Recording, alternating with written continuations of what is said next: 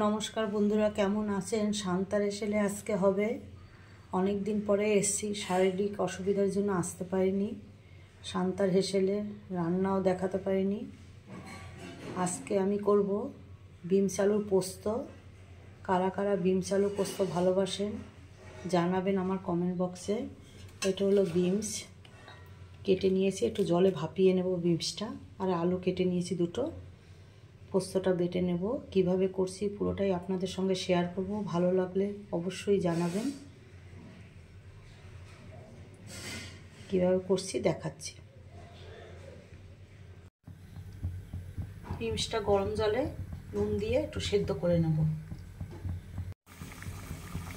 আমার বিমসটা গরম জলে নুন দিয়ে সেদ্ধ করা হয়ে গেছে। বেশি সেদ্ধ করব না, হালকা করেই সেদ্ধ করে নিয়েছি। এবার নামিয়ে দেব।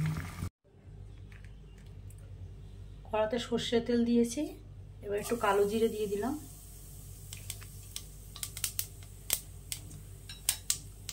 বিমসটা তো সেদ্ধ করাই আছে, এবার আলুটা একটু ভেজে নেব হালকা করে।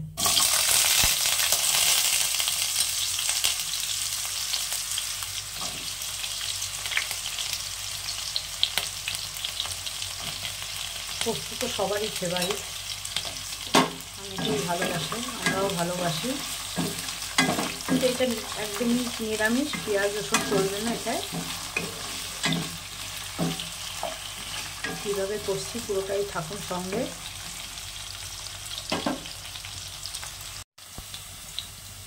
আলুটা হালকা ভাজা হয়ে গেছে, এবার বিমসটা দিয়ে দেব।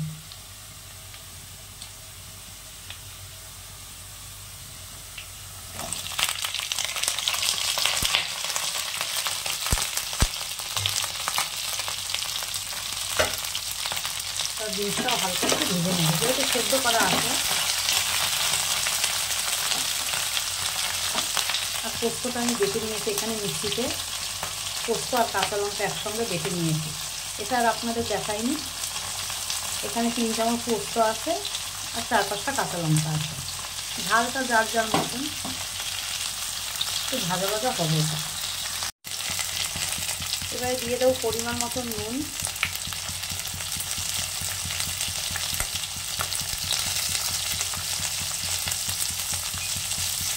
আর দিয়ে দেবো হলুদ।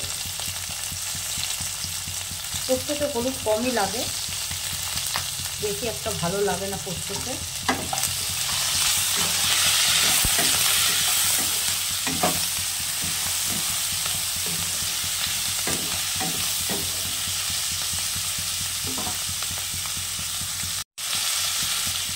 এবারে দিয়ে দেবো পোস্ত বাটাটা, কাঁচা লঙ্কার পোস্ত বাটা ছিল সেটা।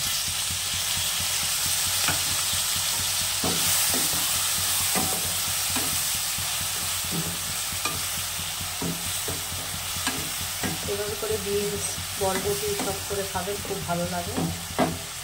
এবার দিয়ে দেবো জল। কষানো হয়ে গেছে, এবার জলটা দিয়ে দেবো। মিক্সির বাটিটা দিয়ে জলটা দিয়ে দিচ্ছি।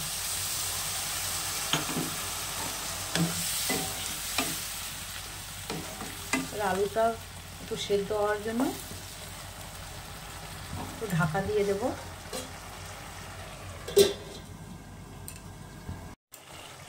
আমার বিমস আলু পোস্ত প্রায় হয়েই এসেছে। ঝোলটা যার যার মতন রাখবেন। দিয়ে দেবো চিনি। পোস্ততে একটু মিষ্টি মিষ্টি ভালো লাগে, যাদের বারণ আছে দেবেন না। আর দিয়ে দেবো একটু কাঁচা সর্ষের তেল। কাঁচা সর্ষের তেল দিলে খেতে ভালো লাগে। তো সিম্পলভাবে করেছি বিমস আলুর পোস্ত।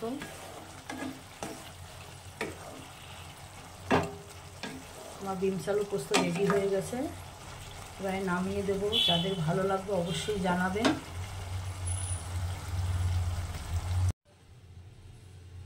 আমার বিমস আলুর পোস্ত রেডি হয়ে গেছে।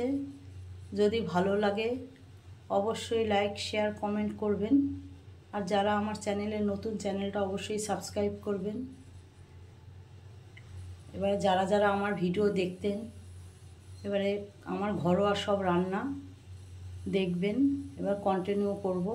শরীর খারাপের জন্য করতে পারিনি। ভালো থাকবেন, সুস্থ থাকবেন। আবার একটা নতুন ভিডিও নিয়ে আসবো।